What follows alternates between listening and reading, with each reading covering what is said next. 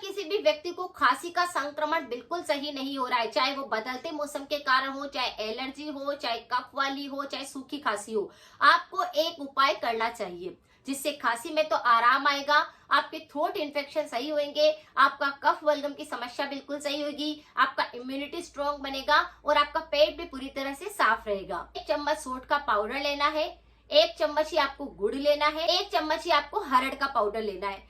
एक चम्मच तीनों की क्वांटिटी को रखना है। सोंठ, हरड़ और गुड़ तीनों को मिश्रण को मिक्स कर लीजिए, मिक्स करके गोलियां तैयार कर लीजिए। फिर आप क्या करें, जब भी आपका मन करे उसे एक गोली को खा लीजिए और उस पर गर्म पानी पी लीजिए। अगर बहुत ज्यादा खांसी चल रही है तो आपकी खांसी चुटकियों में दूर हो जाएगी।